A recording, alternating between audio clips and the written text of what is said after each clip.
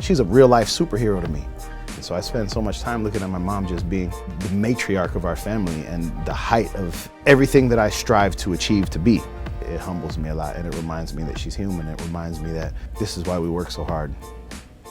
This is why I wake up every single day to come here.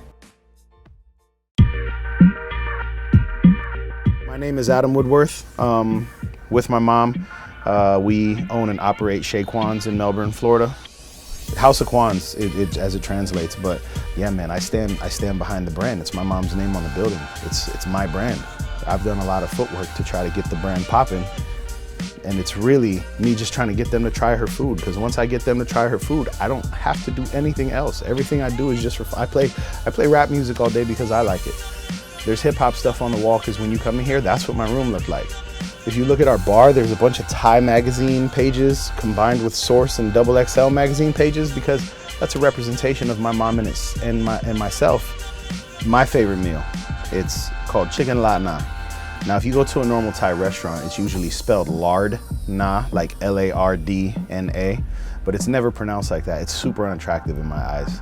You know, growing up, my mom was always making different stuff. I was raised in America, so it's like I just wanted Burger King and McDonald's and Taco Bell, just like regular kids. But my mom was always cooking, which I'm super grateful for. But she was always cooking stuff that kids don't necessarily like to eat. If she came home with groceries to cook, she cooked what she cooked. If I didn't eat, I didn't eat. You know what I'm saying? But I always ate. Even when my mom goes out to eat, she likes to just have Thai food. And she ordered lat na for me, and I couldn't believe it. I was like, man, this is delicious. It had so much flavor, and it was noodles, and it was chicken, and it was vegetables, and I've always liked noodles, you know what I mean? We make ours default, a little bit sour, and it's got noodles that are pan-fried with eggs. We do it in the wok, and then it has a sauce that's too thick to be called sauce, but it's too thin to actually call it a gravy. And then you pick your protein. We don't put the carrots in it. We just do the Chinese broccoli, and then you can do beef, pork, chicken, or shrimp. And what I would, if an unfortunate situation ever arrived, I definitely would pick that as my last meal. You know, it's my favorite thing in the world. Everything we have in the kitchen, she's done a really good job at breaking it down to a science where it's A, B, C, D. It's this much noodles, this much sauce, this much vegetable, this much protein, cooked for this long, in this order, and it will taste like this every single time. What you can't control with people is they have to care about it while they're doing it, you know? Like you have to romance the food. You can't just throw it in a pot, mix it up, and stir it around. You have to romance it a little bit. So my mom, by default, just because her finesse and the way that she works, she romances the food every time she cooks it. I ate Thai food every single day, but I was a kid, I was an American kid, so I was tired of being home alone and going over to the refrigerator and opening up the refrigerator and seeing like bags of bok choy or gailan, like Chinese broccoli, or bean sprouts and like raw meat and eggs. Like, even still at a young age, 12, 13 years old, I'm starting to realize how much I like this food, how much the noodle soup is good to me. The lat na, man, this is delicious. Anytime my mom made fried rice, she makes this mustard green soup with pork bones in it. It's the best thing ever. It's amazing how simple the dishes are.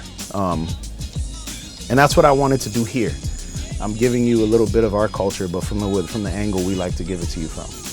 Our repeat customers, most of our customers are 3 times a weekers, you know?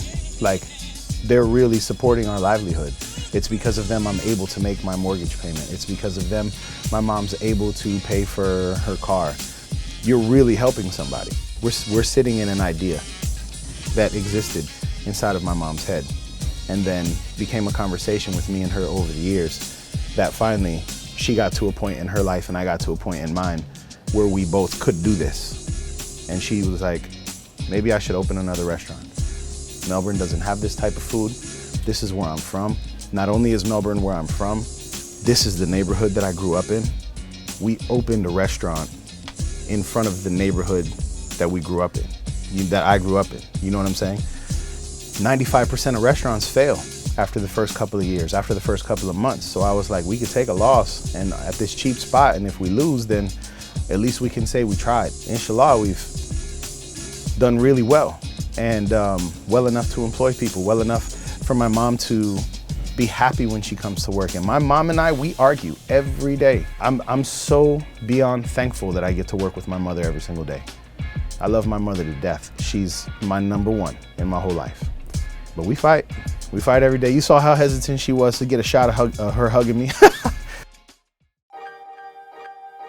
She gets frustrated here, I get frustrated here. It's a labor of love. One of us has to be here. And if one of us isn't here, then the other one has to work harder.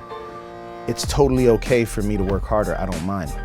I hate it when my mom has to work harder. So it's like, for me to take a day off, it's such a math equation. Who can I put here? Who can I put here? Who can I put here? And I do all of this so that way my mom can be, if she comes to work, just chill out. And she'll still be the hardest worker in the room.